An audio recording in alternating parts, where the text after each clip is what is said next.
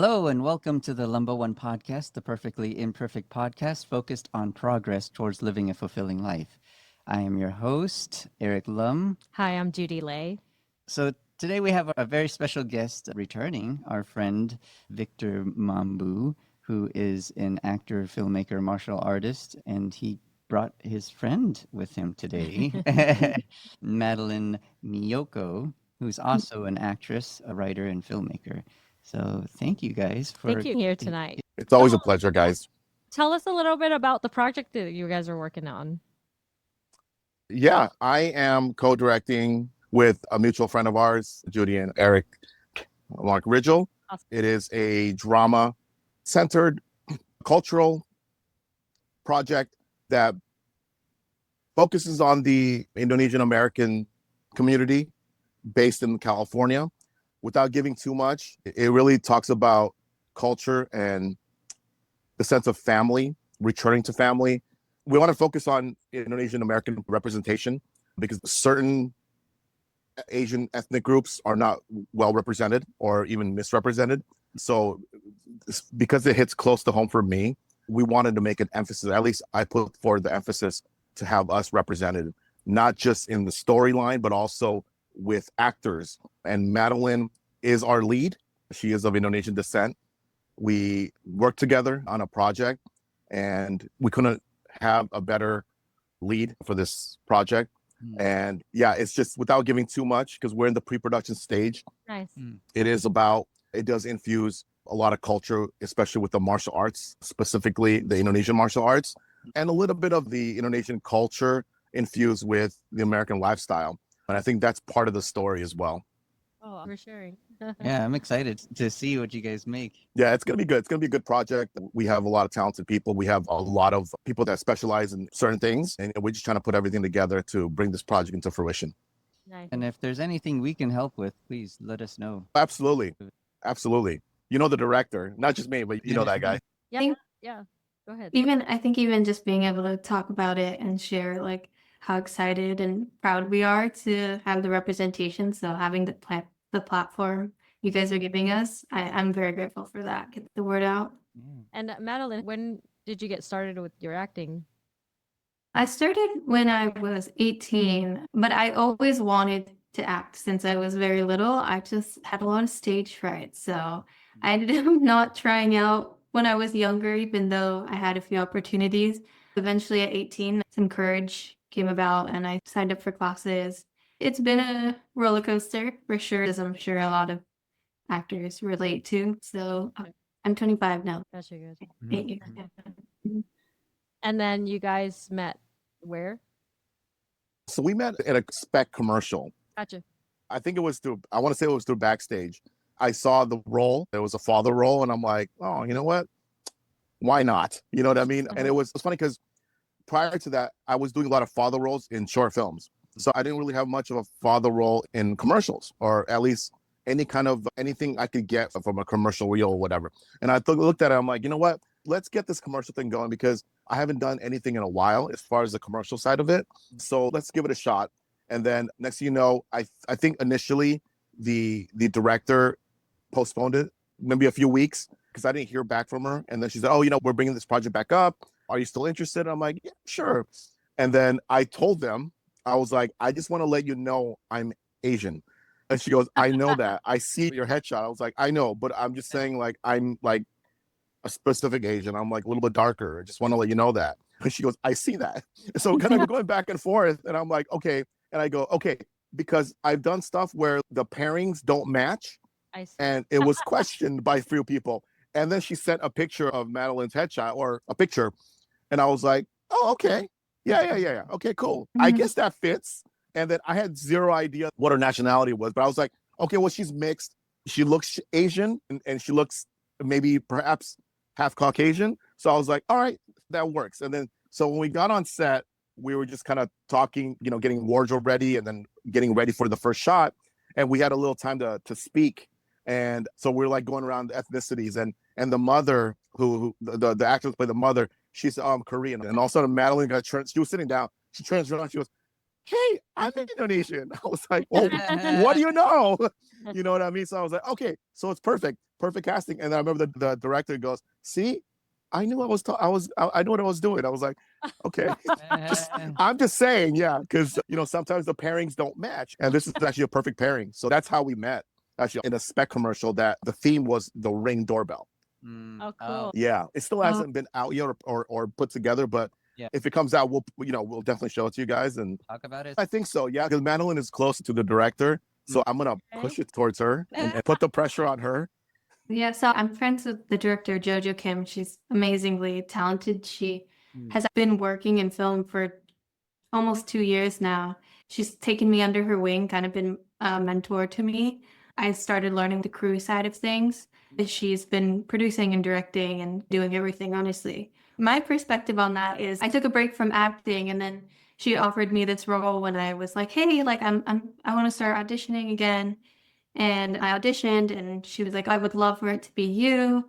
And she told me, she was like, I'm having a little bit of trouble casting someone to be your parents, because both her and I want a lot of API representation on screen and as crew and cast and everything.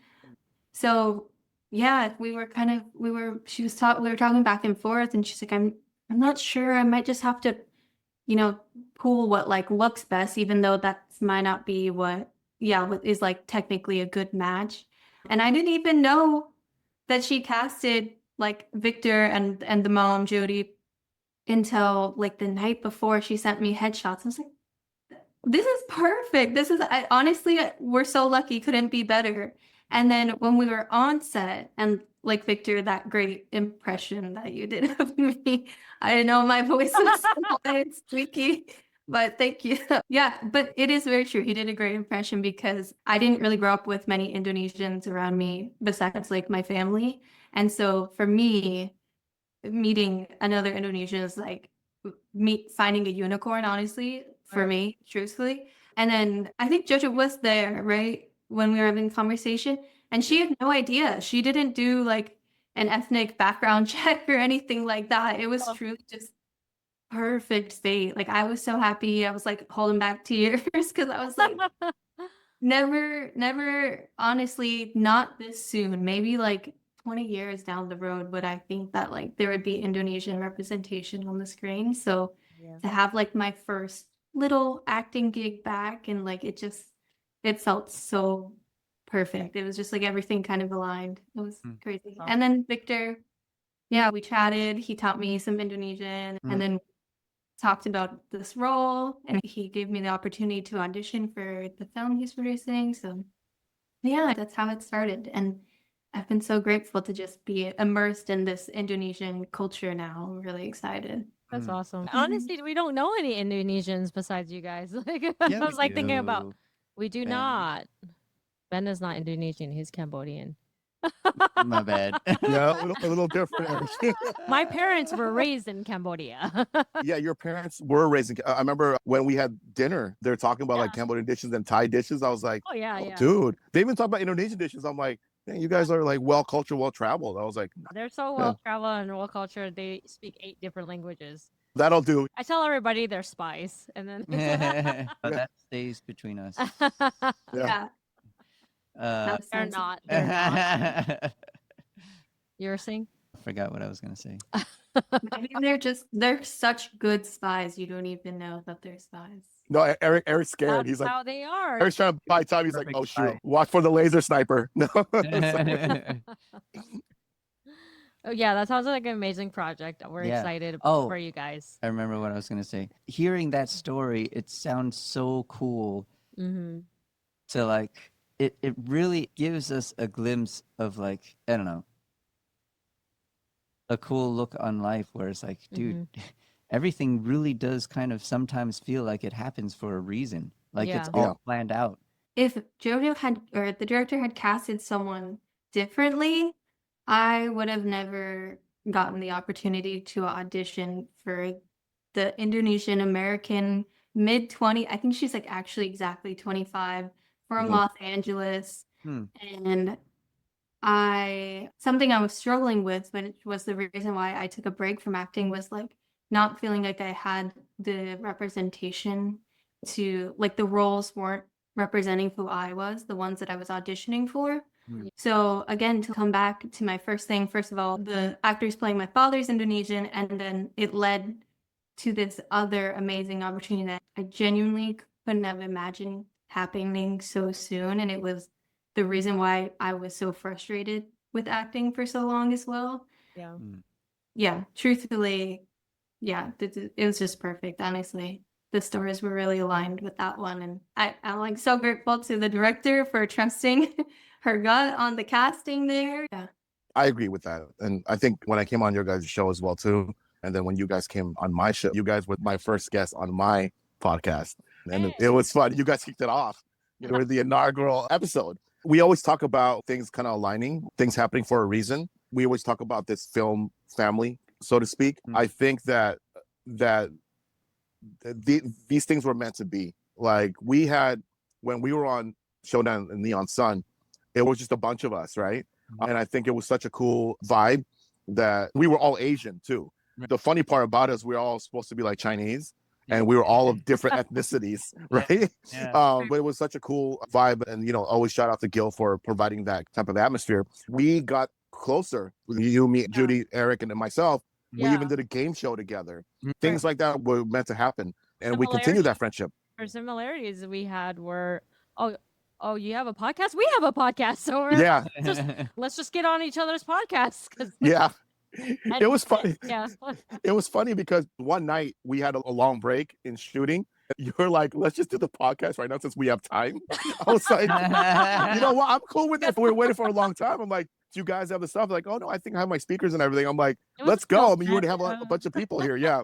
We're eating our Taco Bell. Remember? It was like, it was in the table, there was like nothing but like Taco Bell. Yeah. Night. Yeah, it was a very chill night. Almost every night was a pretty chill night. It was a great group.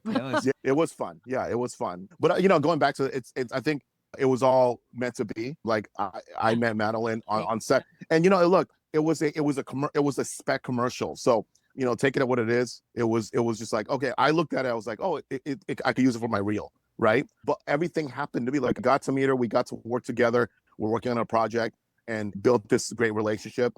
And continued. And same thing with you guys. We were on set. The project's not even done yet, but we continued our friendship. We went from like, whenever I go to Vegas, I'm like, hey, I'm in town. Let's go get something to eat. You know what I mean? House last time. I was at the house. I was like right next to Eric, right? and that edge. So Michael's there. Right. That's where I was next to Michael. You're right. Yeah. So things are meant to be. And I think because we all kind of share the same passion for this industry, but also we're all kind of in the same boat as well too, like representation, Asian, Southeast Asian representation. We all kind of have that. All right, we got to do this together, and we got to be able to help each other out. Yeah. And I think that's why we built that great relationship. Right. It is a very relationship-based industry. Yeah. Yeah. And as you guys were sharing your guys' project, it made me think about like, man, maybe we should like actually create something about like what it was like growing up as an Asian American. Absolutely. Story with that culture too. Yep. That's kind of a cool concept. They were talking about like some books that she read, and they were based on Chinese culture. Mm-hmm. And she's like, man, before I read this book, I didn't know anything about the history of like what people had to go through. Right. And or like there was famine in China and the culture and all that stuff. But interesting. Everybody has their story to tell. mm-hmm. Being artists and creatives, that is the way to go. Tell it somehow, some way, in Right. any form possible. Right. And we're curious about other cultures. I love to learn about other cultures. Yeah. I think, sorry, go ahead, man. Yeah, I think my friend Jojo, she's Korean American, so she has taken filmmaking by storm by really truly doing that PI representation on screen and in her crew. And she's done such a good job of building up her community, like the people she likes to keep working with and stuff like that. And I remember like the first time being on her set as like a PA, I was surrounded by like all like APIs, and I thought that was so shocking because that doesn't even really happen just as the crew alone. Granted, of course, they're still, trying to get the representation on screen, but I love the community she's built, and she's telling the stories that she wants to tell and the stories that, like what it was like for her growing up, or she had a friend who wrote a story who's also in the Asian community, and she's trying to get those lifted up. So I'm very grateful to her as well, being able to see that it's possible to have a full crew of POCs and a lot of Asian Americans as well. It's really, really cool. So it's coming up, and the younger generation is really pushing to tell their stories and get the right representation. So I say you guys do it. There's people out there who want to make it happen, and they want to tell their stories and have the representation for sure. Yeah, That's absolutely. what a lot of us missed out on growing up, I think. So, yeah.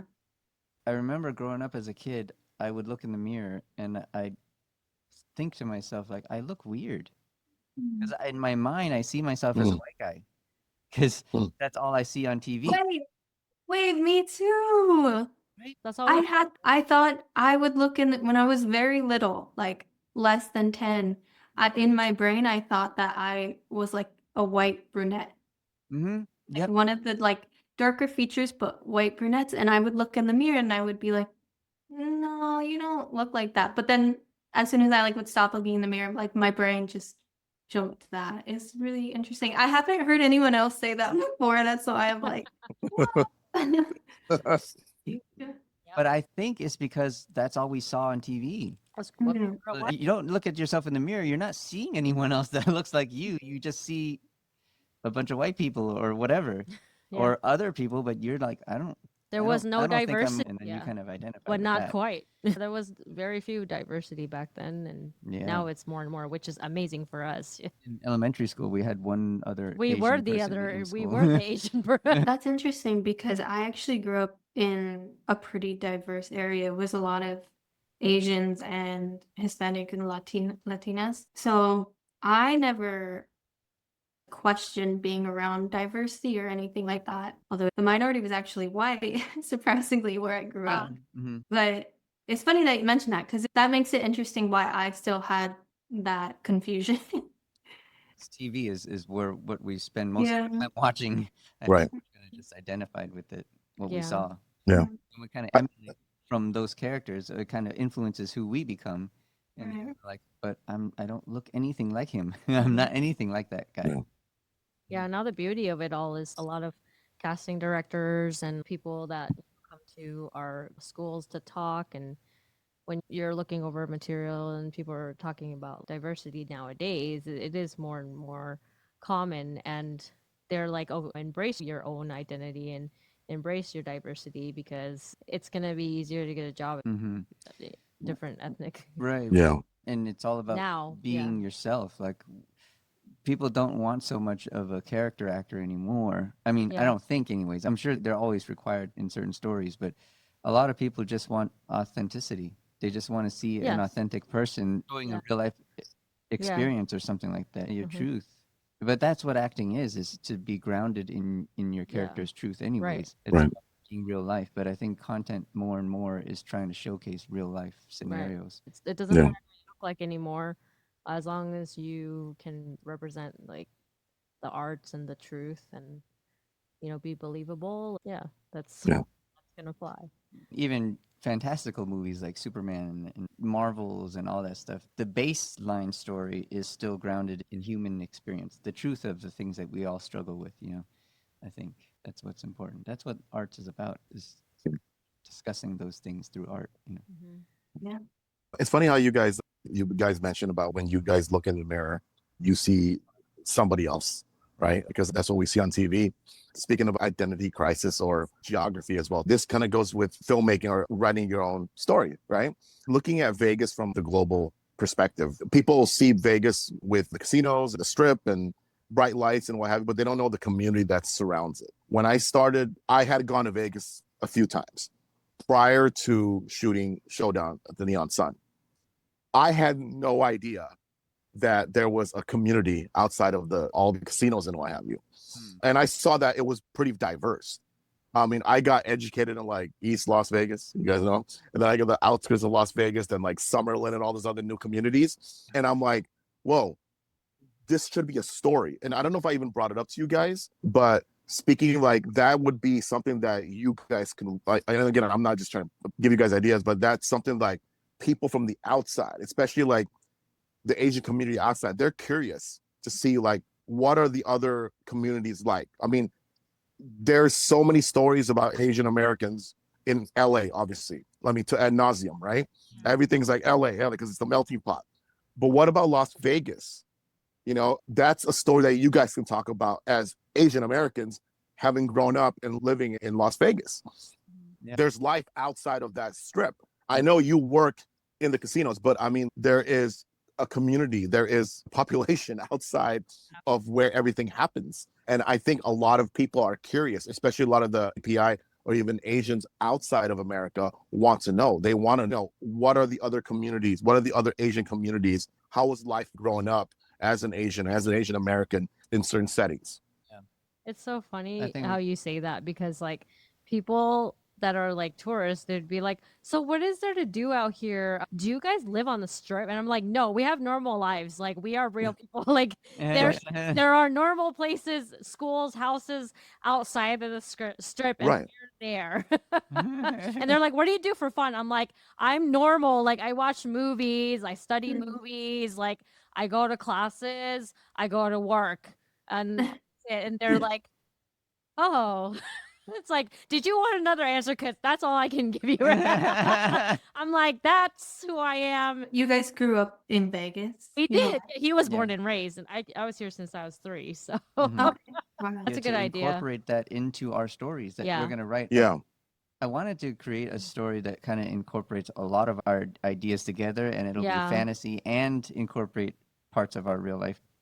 Completely. I was thinking it could be kind of cool to. Victor's gonna be that random person that's like, "So, you guys live in Vegas?" You know, it's funny because I was that random person, you know, because, you know, it's funny. This is a true statistic. How old was I when we started Showdown? Was I still in my 40s or was I still in my 30s? Yeah, so I was like in the tail end of my 30s when we started shooting Showdown. Oh no, God, I just turned 40. Okay, so I was in my 40s. So when so prior to that, I had not gone to Vegas since since 5 years. Yeah. Okay, so that was what 2021, and then 5 years. And every single time I go to Vegas, it was like we go to the strip, the casinos. When I was little, it was like Circus, because of circus, right? Yeah, that was But our it was place. right. It was a 1 or 2 day excursion tops, right? I know there's houses outside because we would pass by them, but I figured those houses are the people that work in the casinos or in the strip and downtown, Fremont and all that. But I didn't know until like I got to spend more time because I think I was there for like 4 days for the shoot. I got to hang out with you guys, and there was a Chinatown. And we'll talk about that later. And then there was other stuff. There was like a community. It reminded me of like the Inland Empire in the LA area, or like the outside of LA, right? It's almost like an extension of California, pretty much. And I'm like, oh, it's not much different. It's just like it's a different state. And you guys don't charge 10 cents per bag in grocery stores. I learned that the hard way, by the way. And the gas is cheaper, right? But it was like that was it. I was like, so there's a life outside. There are film schools or acting schools, like you guys attended them. There's other businesses outside, and I learned that. And honestly, I apologize. I wasn't well versed. I didn't know that there was a community or industry outside of the entertainment or casinos. And Vegas is growing, so that'd be a cool experience to talk about that and all the stereotypes that kind of go with it. But while you got it through an Asian American filter, if that makes sense. Yeah. Totally. Yeah, Vegas is literally like growing like crazy, and I define it as like the smallest large city ever because you can literally get anywhere like within 30 minutes. You're literally in another city like Henderson in 30 minutes. You can literally go to like the Arizona hot springs, and then behind the hot spring waterfall is the Colorado River. And then you can go to LA in 4 hours. So it's like Yeah. That was my experience with the shoot. I mean, during the whole COVID thing. Oh man, that was a trip. But no, I mean, like I grew a love for Vegas, and I know there's so much beyond the strip and all the casinos. Like you said, there is a normal lifestyle, and I think that needs to be talked about and showcased for everyone to see. No pressure, guys. No, we've been wanting to write a script, and we're just having trouble deciding exactly which one we want to start or write. I don't We gotta know. write all of them at the same time. Yeah, it might come out just kind of all over the place. Or you can, or Yeah, but it could become really good. yeah. Hopefully. No, that's good. It's a story and it's a community. You know what I mean? We're here to talk about your guys' Yeah. project. Well, I'm also curious if you guys have anything else that you guys are maybe writing that you can share about, or like any like techniques that you've come across, or any of those things. I was producing a short film that I wrote. Is the drama kind of, it's a very like small peek into domestic abuse relationship. It just kind of follows a couple through a night and just gets a small peek into what it's like to deal with physical, emotional, and mental abuse. And there's some drug use in there as well. I was working on that kind of overlapping with like or I guess auditioning for the film with Victor. Yeah, but producing is, I was funding everything on my own and it's my first time producing. So, yeah, some things fell through as they usually do on your first try. So, yeah, so it's kind of on an indefinite pause right now, but it's definitely something I want to do in the future. I love just telling stories. I didn't think that writing was for me, but my acting coach really pushed us to start creating our own stuff. My acting coach, Billy Gallo, he has an acting studio in Manhattan Beach called Manhattan Actor Studio.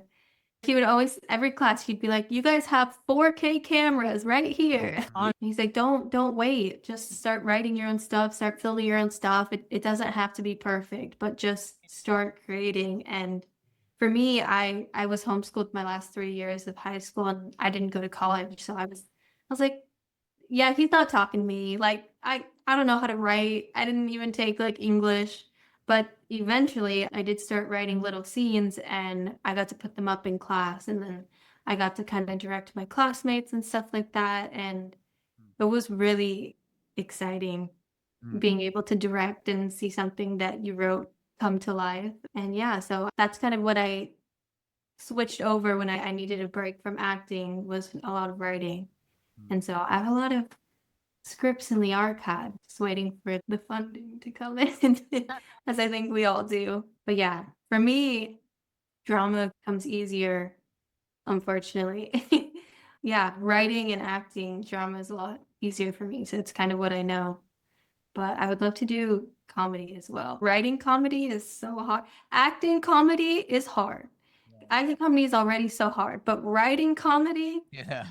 is another level as well. Yeah. But yeah, I would love to. I think someone else might need to write a comedy for me.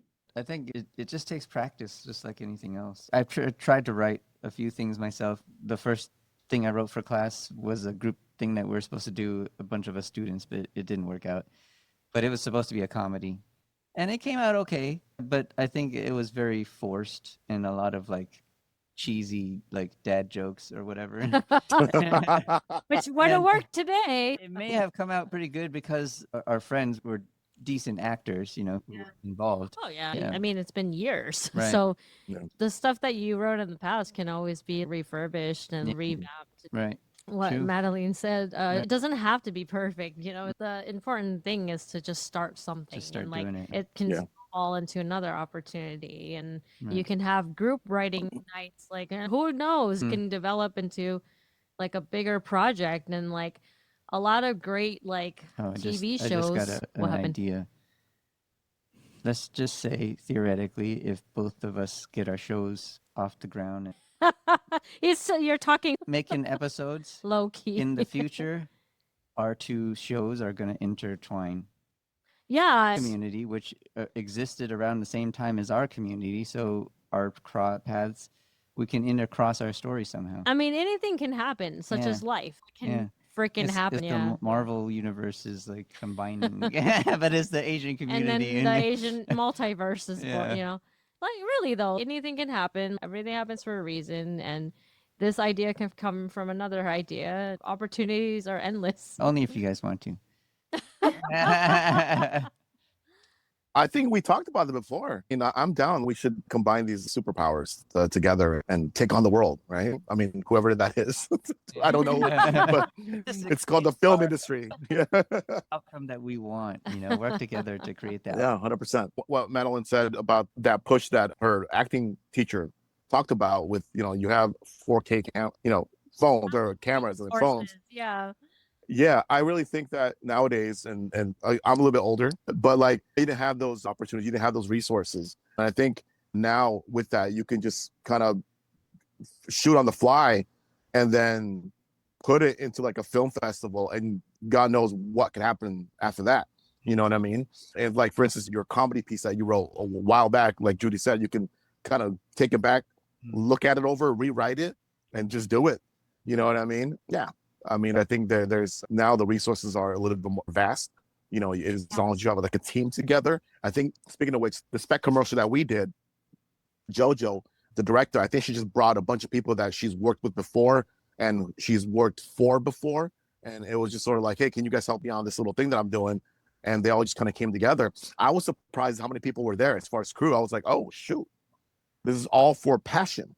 And there's, maybe more than 10, like 15 people, not including the cast. So I was like, wow, this is pretty neat that they're all coming together to help her out and create this project because they just love filmmaking. I think it's possible, to do. Yeah, for the love of film. That is where the energy and the passion and all of the creative stuff goes. All for passion. Anytime that I'm feeling a little doubtful, because I won't speak for Victor, but Victor and I we live a little bit outside of Los Angeles.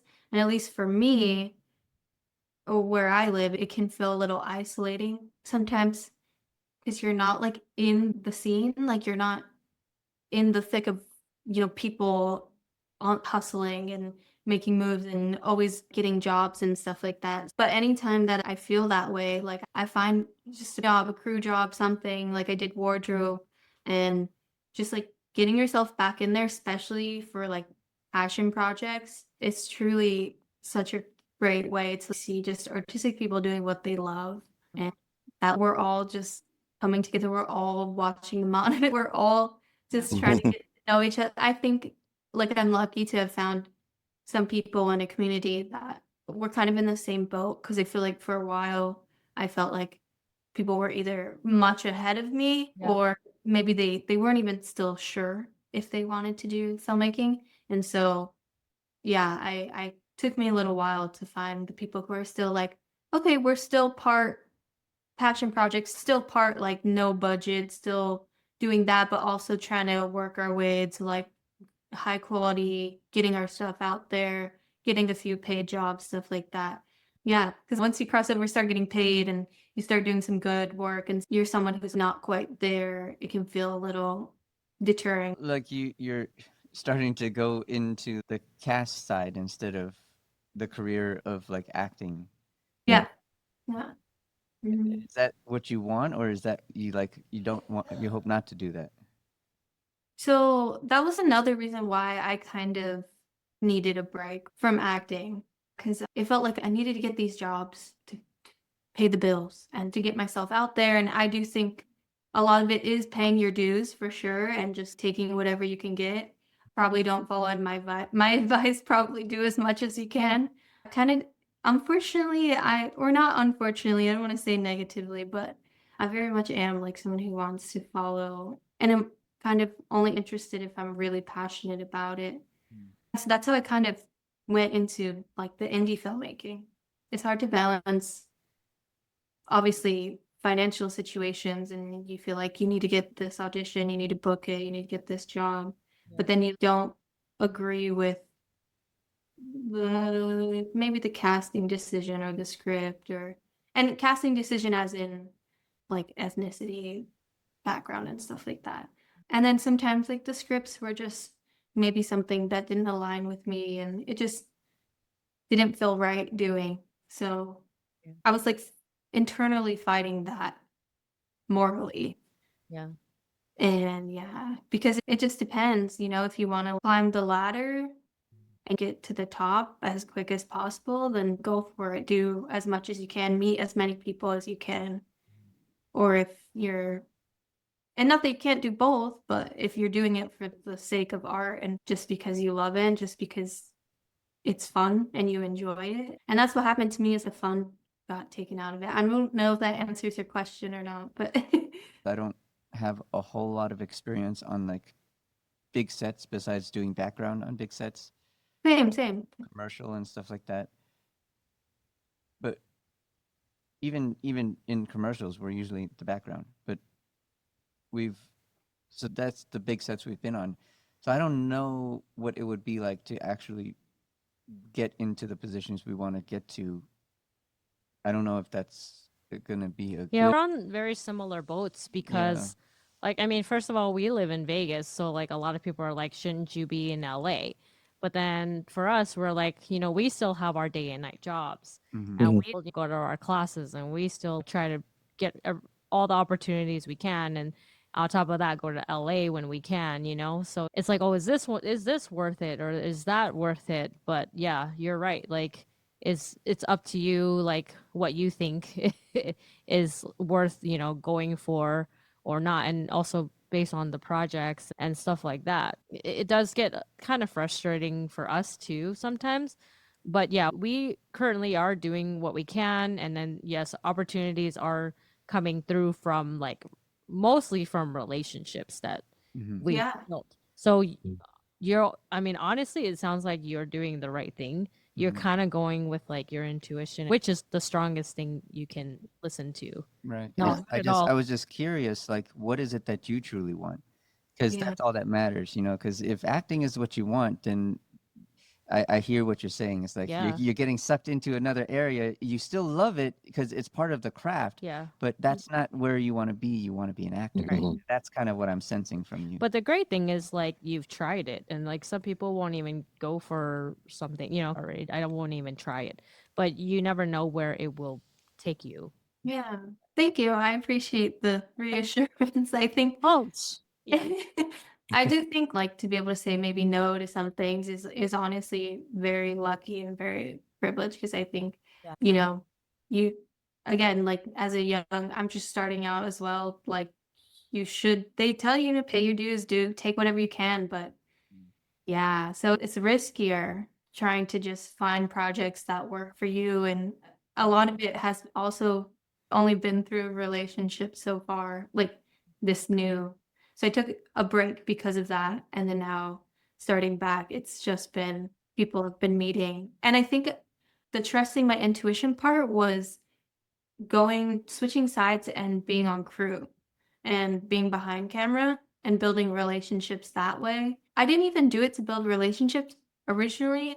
I did it to learn how filmmaking works since I wanted to start writing. But yeah, that's where the relationships came from. I think when you're acting, a lot different than when you're on crew Yeah. and the relationships you build because you're working so close. Not that you're not doing that when you're acting, but I don't know, acting kind of feels like you come, you show up, and then you kind of go. But crew is like, I mean, you guys are all sweating together. You're like, have to communicate. You have to learn how to work together, communicate, and then ask questions. That's like, honestly, ask questions. I'm a curious person by nature, so it's easy for me to ask questions. But Yeah. yeah, that's how I've met people. That's how I met JoJo, and then that's how I got connected with Victor. So Yeah. relationships, and it's connected me to the roles that I want to see myself in. But we're just at the beginning, so we'll see how far that takes me. Hopefully, the ball keeps rolling. Oh yeah. Yeah. As long as we don't quit, it'll keep. It's always. Yeah. That's so nice. And I think you said something really nice yesterday about like working at something, Mm. like how sometimes we work a job or something, and Yeah. we kind of spend our time doing that for so long, but like why not just spend your time, going after something that you really really want, and like Yeah. So many times, all of us, I think, in times of our lives, hopefully some of us grow out of it, but we can be so hard on ourselves. For whatever reason, a lot of us, our biggest fear is we're not good enough. We'll never be accepted or we'll never be loved. whatever the reason is, it could be whatever story we create in our own minds that make us feel insecure or not good Right. enough. And we can get stuck in that. And it makes us feel like crap and makes us feel scared and makes us feel not good enough. We have to understand in life, we've only got this life to try to make it what it is, what we want it to be. And if we don't try to make it what we want it to be, then I don't know what other greater purpose there is in life than to try to make it what you want it to be. Yeah. If you're not making your life the way you want it to be, then what is your life supposed to be like? Right. In that pursuit of trying to create the life that you want, no matter what it is, it's going to be a lot of work. It's going to be hard. It's Yeah. going to be difficult. And it's not going to be an easy, pleasant, it can be a very enjoyable experience if it's Right. really what you want to do. But it isn't going to be easy. And there's going to be difficult things that are going to make us feel like, oh, fuck. Am I going in the wrong direction? Am I doing this? Am I doing the wrong thing? Did I make a bad choice? Or like some people don't even begin because they're too scared to make a wrong decision. Yeah. Hmm. But and a lot of people are too scared to suck. Or Yeah. Mhm. Yeah. we got to keep up with this expectation of, oh, I got to be something, or I got to get this far in life by this time. If I'm not, I'm a failure. But all that is just a created story in our own heads and societal expectations that we've accepted as like, oh, Yeah. okay, that's what life is supposed to be like. Yeah. But everybody's got their own journey. Everybody's got their own wishes and their own dreams and the life that they would like to experience in their life, Mhm. right? It's not what most people are living. Most people settled for like, making a living. Yeah. No. And not a lot of people even go for what they want, which is sad because we all have the opportunity to. We just don't take advantage of it. Right. And we don't give ourselves the chance. Yeah. And we have to understand that even if we do give ourselves a chance, which we all should, Get. because it's not about getting there, it's about the Mhm. experience. Yeah. This is why we do our podcasts so that all of our listeners know that we're still continuing on in our journey. Right. You guys, Mm. the community that we have, you guys' community, as long as we don't quit, Right. we're still in it. Those reasons that we all can probably get down and quit is because, oh man, I can't make a living anymore. Or like, man, I don't want to keep working at this crappy ass job and making all these sacrifices and not ever getting where I want to go and blah, blah, blah. Have this much by now. What am I doing? Like this kind of stuff. I think it all can cross a lot of our heads because it's going to take a while to make it if we all ever make it, which isn't Mhm. guaranteed. But the thing is, if we don't ever give ourselves the chance, of course, we're not even going to even come close to having the chance of experiencing something like almost making it or not Yeah. making it and still Right. having a good ass time trying to do it because we actually did what we wanted to do with our life. And but even in the pursuit, of course, we all want that and we're Yeah. going to aim for it and try to get it. But if we don't get it, it's okay because it's not about the outcome, it's about the experience. And if we have a crappy ass job, if we don't make enough money, if we don't have like a backup account or extra homes or like, investments and money in the bank, like everybody else, or like, we compare ourselves to other people who are successful. And it's like, damn, okay, I could believe that and it could get me down, but everybody's got their own journey and it's all going to be a process, and everybody has to accept that process about their life and their journey and whatever it is they have to go through in order to create the life that they want, because it's going to take work, it's going to take sacrifice, and we don't know the outcome. But if you don't go on that journey, I honestly think it doesn't feel right. Like life is a gift and we are supposed to make the most out of it as we can. And if we're not living the life that we want to live, what are we making out of our life? A paycheck? Survival? Just paying our bills so that we can get a nice car, a nice home, and eat good food? Is that all that it's about? If it is, that's cool. If that's what you want in your life, that's okay. But if it isn't for you, if it's something else, if it's something bigger, if it's a impact you want to make, it's a project you wish you could do, if it's a business you want to start, anything, it's a story you want to create, whatever it is, if it's what you want to do with your life, you should make it happen. Because what else are we here for? Mm. So accept the process, the journey. Yeah. Don't be hard on yourself about not getting anywhere as soon as you think it should happen, or like, not having enough, or like not being in a good position as other people or whatever. Yeah.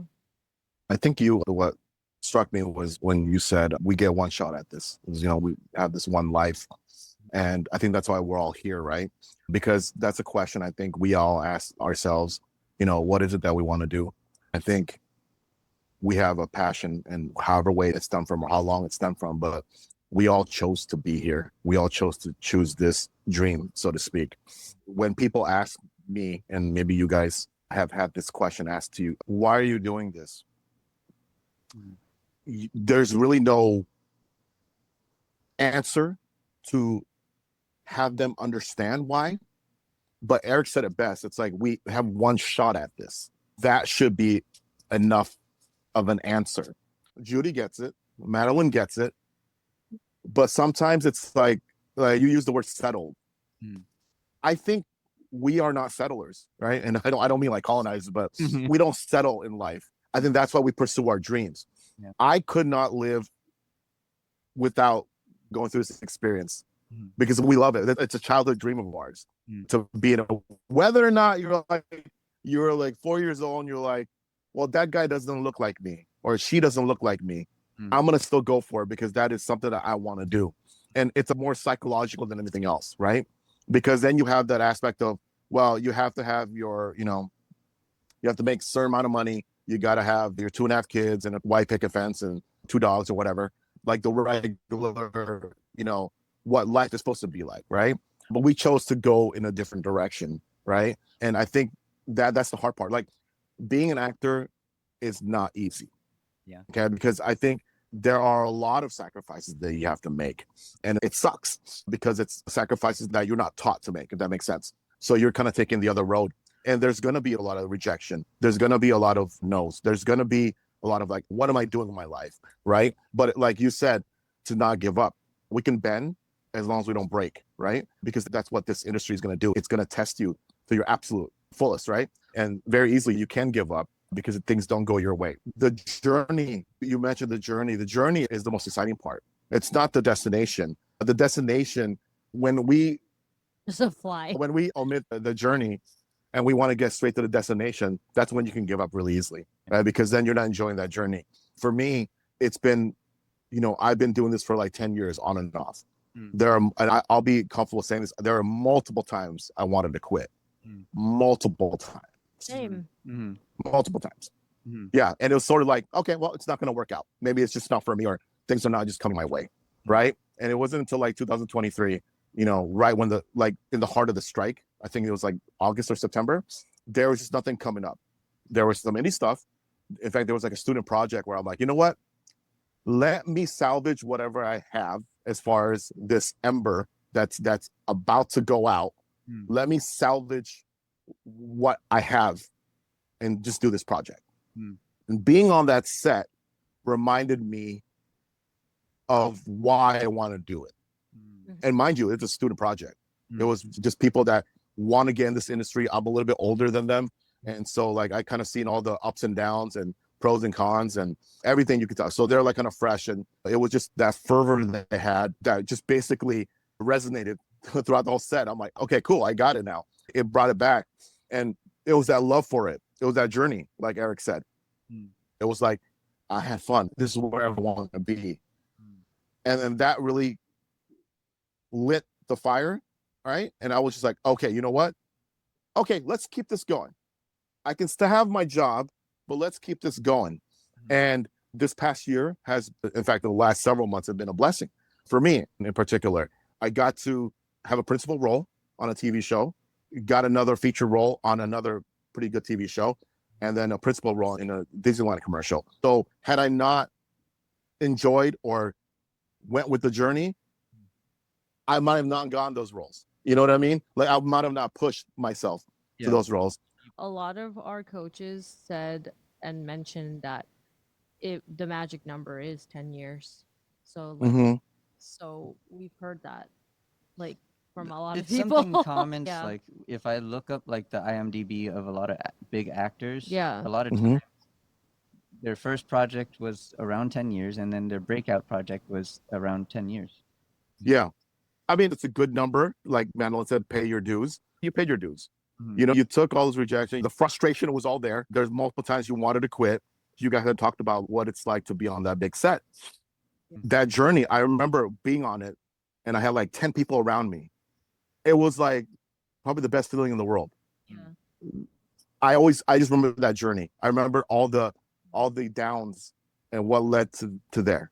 You know what I mean? It was just super like, oh, this is what it's all about. The destination, I got there, but the whole time I was being mic'd up. I was, being like two people, makeup and hair and all that stuff, and Colin Farrell like tickling me and all that stuff. I felt, well, he was like scaring me from the back, but I felt like the whole time. I remember all the no's, all the times I went on auditions, and no, I replay that Hmm. in my head that whole time I was there. Wow.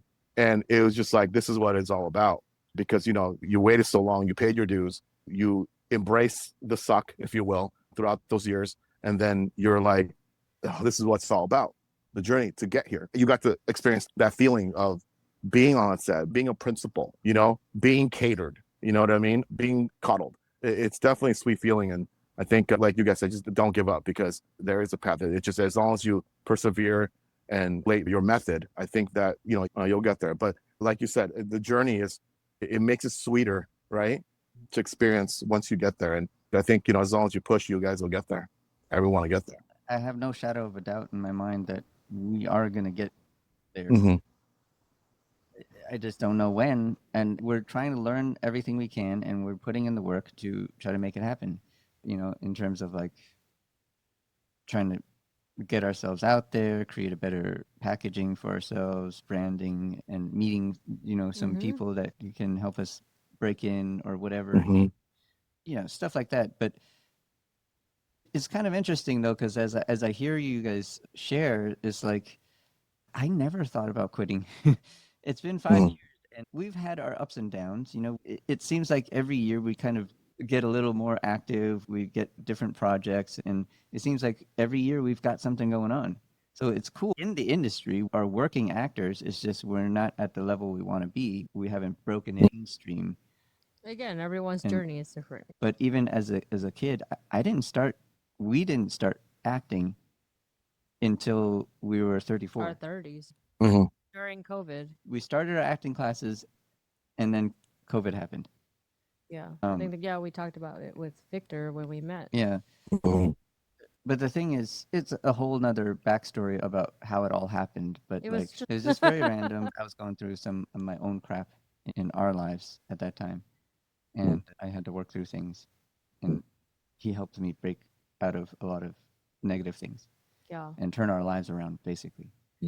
We were in a Zoom call with other people, like trying to do some breakthrough and throw some work. And they're just like, why don't you guys just go into acting classes? And we're like, what? No. What? How? That's not actually what happened at all. Somebody told us, like, why don't you guys just take a class? Okay, maybe. During that Zoom call. Yeah. And start your podcast. I guess like I made a decision at some point, because learned a lot about mindset, and I was like, damn, if that's Yeah. all it takes to be successful, I can do that. Like whatever he was teaching, like the principles of success, I was like, okay, that makes sense, and I can do that. So I was like, if I can do that in anything, why aren't I going to try to do that in the thing that I want, Yeah. Yeah. which is acting? So Right. I began to like just put it out there. I just messaged the Facebook group of that entire community. I was like, Right.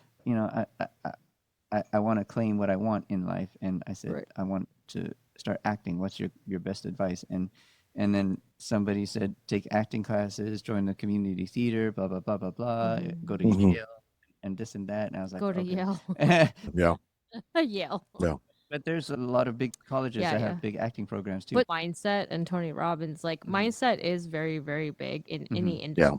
Right. Because like if you're in your head, how are you going to give a good performance? If you're directing while you're acting, how are you going to give it good performance? You cannot play that role and think you're going to deliver the greatest performance of your life because No. you're not Right. even in the moment. You're not living your truth as that character. Mm. So the mindset is very, very powerful. Yeah.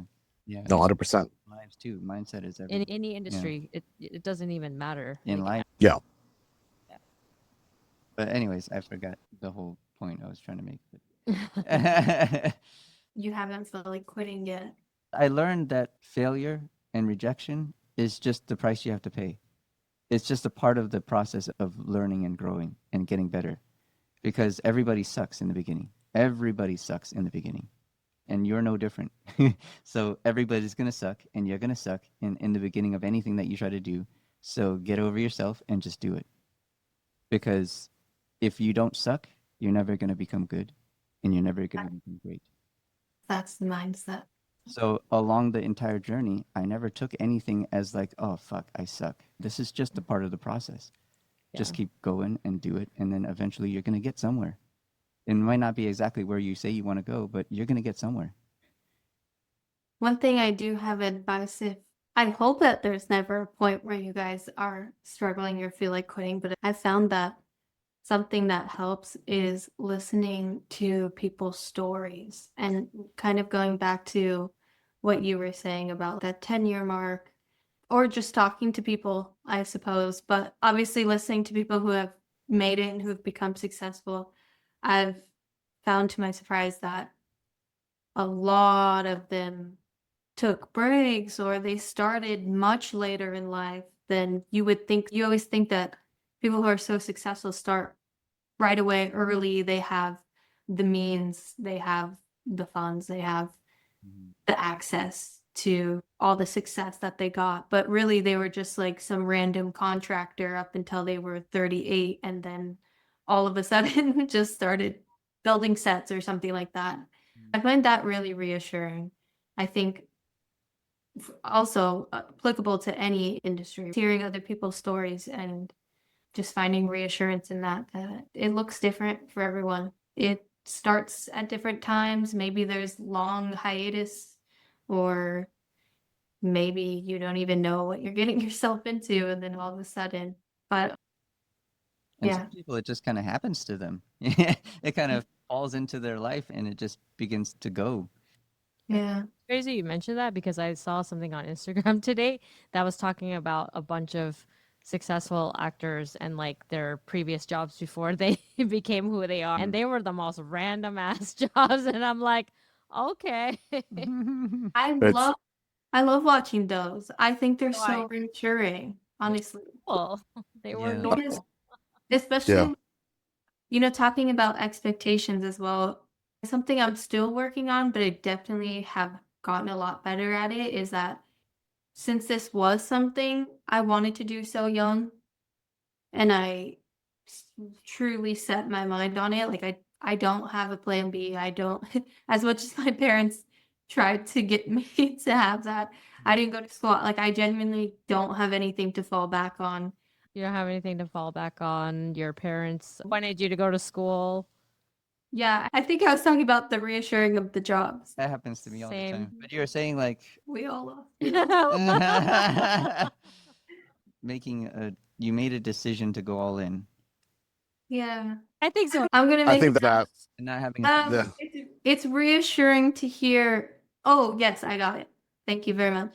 Because, like, I think from such a young age, I thought you had to be like a child actor to make it. And I think that it really sets you up. I mean, if you can, like, if you can, I have my feelings about child actors, but I mean, if you have your foot in the door, then like, I mean, Victor's nephew did the Disneyland commercial with him, and I think, correct me if I'm wrong, but he doesn't even know if that's what he wants to do, which is totally fine. However, the fact that he like has that on his resume is like going to be great for him if he does choose to do that. And so I always felt I had really high expectations of myself from a very young age, like very, very young, because I'm watching Disney Channel and Nickelodeon and looking, and they're like preteen, way too young to be at that amount of like fame. And I mean, Yeah. for the sake of like their mental well-being. But I actually started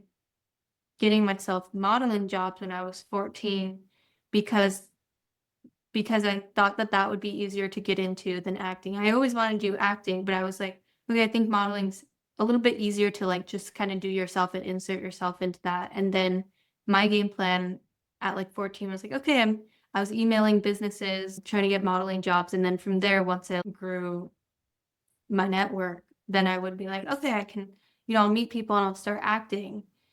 And so I thought I had to start at like 14, and I mentioned to Victor before being like, oh, I started kind of late. I started at 18 and acting at 18. And he's like, that's not late at all. But my expectation of myself was basically to be making movies and being successful at 18, like that. And I think I grew up in the age of like social media. So it's really hard, and it's always hard to compare yourself, but it's really hard when you see what everybody else has and you see like the superstars on Disney Channel and the performers that you see, and you see their like you're genuinely in their day-to-day life, and you think, oh, they're the same age as me, so like that's what I should be expecting of myself. And so basically to say, I've written out 5-year plans when I was like 16 years old, and to say that they have not happened, I had to accept that and moved on, which I did. But it is always so nice and reassuring to watch those videos of people being like, yeah, I worked at Arby's, or yeah, I did this, because I've been working since I was 14, going on 15, and I've worked much more than people my age by now. So there's that alone. There's like that life where I've already been working like 4 or 5 more years than just people my age in general. But then also to feel like I'm not where I would have wanted to be. I've accepted it now, but I'm not where I would have wanted to be in my career at my age. And I really, again, just with that advice, I really love hearing what people did before and the age that they actually started in, and like what it took and everything like that. I like when people who are successful are real. Like, oh yeah, okay, you started from nothing to you came from no money, nothing to okay, cool. Yeah, that's really reassuring. And again, everybody's journey is just totally different. Right. Like, what's his name that plays the Hulk? He had like so many auditions, Mm-hmm. and he Mark Ruffalo. didn't even get any Like roles 300 until auditions or yeah, something. Yeah. I don't know. yeah. The tenacity and the Mhm. drive is Mhm. uncanny. So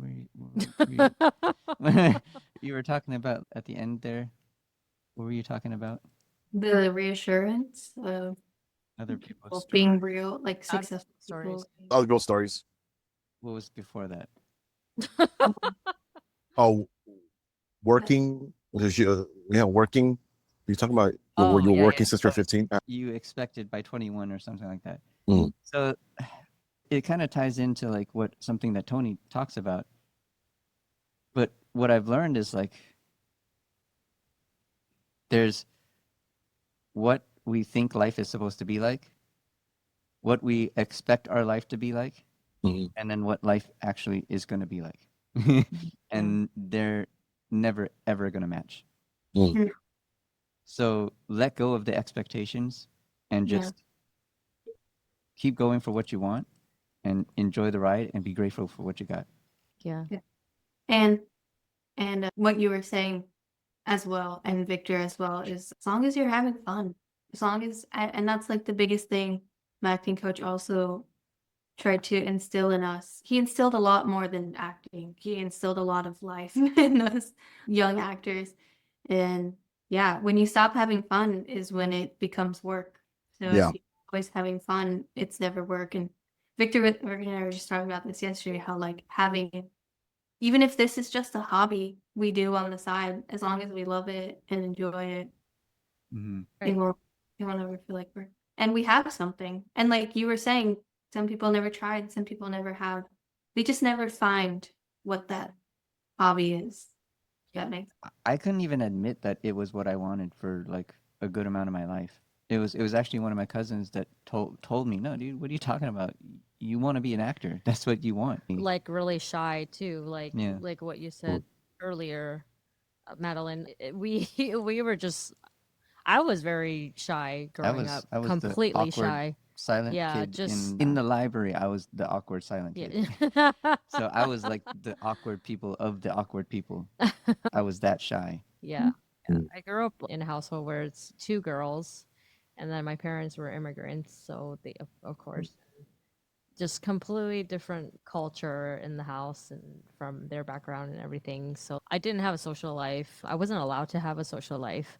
Just me today talking on my own podcast and having our own business and all that shit. We've come a long way, honestly. So when you look back, and Tony also tells us you literally underestimate all the things you can do in 10 years. You overestimate what Mhm. you can do in a year, but you Yeah. underestimate what you can do in a decade. And Eric is a senior leader for Tony Robbins. He's learned it all from Tony Robbins. Mhm. Mm. A lot. Completely changed our lives. that's awesome. Philosophical It's learning, philosophical, but it's more grounded in psychology. a lot of psychology. Spiritual and psychology is really what it is. I know my acting coach also. He's at least gone to one Tony Robbins seminar. Yeah, yeah, yeah. I think like he probably follows, but Yeah, as absolutely. far as I know, one. Yeah. Mhm. Oh. What Eric wanted for his 40th birthday. Yeah. So Okay. Yeah. Now I know what it's for. yeah, exactly. Everything Okay. has been virtual. Everything has been virtual because it's of our first- COVID. first He was in-person only event. able to do like virtual events. Mhm. Oh. Never been able to like actually physically be in a live event, So this is the first one like he'll live. have since. Oh, okay. But In other Anaheim. Okay. For We've- us, Okay. Prior to COVID, he was okay. prior Oh, okay. to COVID, he didn't do any virtual. Okay. right. But because of COVID, he had to go virtual. And it's like life happened for us. Because if he didn't do that, we probably wouldn't have gone to any of his events. And we wouldn't be here, who we are today. Not even close. Everything didn't happen exactly how it Yeah, was so supposed reason. Yeah. Absolutely. Absolutely. So exciting. Great. Thank you. Yeah. Very nice to catch up, and Mhm. it's nice to meet you. And Yeah. Thank you. Thank you guys for wish having me on. everybody all the course. success and 100%. that, you guys. I'm so excited for all of us, really. Oh, yeah. Honestly, And honestly, if ever you need anything from us, please just like message. Yes, I will for sure. I think this is like going on a podcast, whether you're hosting or you're on as a guest, it's so therapeutic. Mm. It really is. I think just whatever is going on in the world and in our own personal lives, this is very good because we're talking about something that we all love and we get to have a time to talk about our passion and also escape. If that makes sense. Just kind of digress from the everyday duties and you guys talking about Tony Robbins and just encouragement and motivation, all that stuff is really, really reassuring. And I think we all got a lot of good things tonight and I can't be any more than thankful. The thing I'm going to take from this is definitely when you said, if you don't quit, the ball won't stop rolling. Mm. You know, I'm going to quote that. coin it. please, please. Yeah. Oh, That's yeah. Thank you guys so much. Yeah. So thank you guys. hopefully we can meet in person sometime soon. Yeah, Yeah. Bolo, you got to come down to Orange County, Madeline. You just take all you need to do, Madeline, is take the 4 or 5 down. Where We'll like see. Anna? Yeah. It's not far. No. She's in like the Long Beach area or Carson, Long Beach area. So Yeah. Keep in touch and take care of yourselves. yeah, you guys too. Well, hopefully soon we get to go to Vegas for the premiere. I mean, in the words of Gil, it'll be done this year. I saw him. But he said last I year. saw his face, and I'm truly convinced he meant it. Okay. And if I'm wrong, then you get to blame Gil. You don't get to blame me. Oh, but Oh, okay. Okay. yeah. So if you guys don't think, we'll Yeah, we'll good. catch up. Yeah, Yeah. I know it's all good. I Yeah, don't want stalkers, like- Off the record. yeah. Well, that's so exciting. Please let me know when that film or seriously. It's a film. Yeah, please let me know. I'm excited to see all you guys acting. It's gonna be fun because I think we had such a good time and we had like the coolest dialogue. and I don't think I've ever cursed in a movie so much. I'm almost like a little Okay, that's a lot embarrassed. of cussing. He kinda Oh, okay. allowed you to free flow a little bit, right? Yeah, I mean, I remember going to Gil, and I remember like asking him, "Hey, I don't normally curse this much. Can we change it up a little bit?" He took maybe 2 F words out, and then like everything else, it was like now it's like 1 every other sentence. But it was like it's almost like, who do I invite? I need to invite people like I know I can't invite my mom and dad. They're gonna hang me afterwards. I So don't think I've ever heard you curse before. see, you see what I mean? So like the things I said, I remember I'm Oh, you recalling. about Like, to. yeah, I was just like, oh man, I know it's gonna be great to see this premiere, but I now I'm recalling all my dialogue, and I'm like, oh, I don't know who I have to limit who I can invite. You know what I mean? Because then I'm like, what is? I mean, but it was truly fun. I mean, it was a lot of blood, it was a lot of banter. Victor played the mob boss. It was fun, but some of the things I said, I'm like, oh god, Gil, you're gonna get me canceled. Don't worry, Vic. Just tell him that I wrote it. I'm like, well, no, I'm going to do that, and I'm gonna point you out. I'm gonna be like, this is the guy. Okay, so yeah, but if it once it premieres, like I think it'll be fun. You know what I mean? I think we'll definitely go, obviously, to Vegas and finally celebrate it. Jeez, after like 3 years. I'm still so excited to see it. I can't wait It's to a see it. fantastic film. Even Yeah. though Yeah, I play a small part. Oh yeah. Yeah, Wow. man. I'm so excited to see that. It's funny. It's a great story. Yeah. I think we will all be. I think everyone's gonna be like, oh, okay, yeah, you know, I know it took a long time, but everyone will be excited to see it Okay. once it's out. All right, y'all. We don't want to take up too much of your time. Thank you guys so much, Eric. You don't have to work, right? No. You should Okay, good. a line. You should Oh, have been like, damn yeah, I do. I feel bad because I remember last time. I know you work at night, so. No. Good night. Okay. All right. Okay. Oh, it's only 9. All right, guys. Thank you so much. Appreciate it.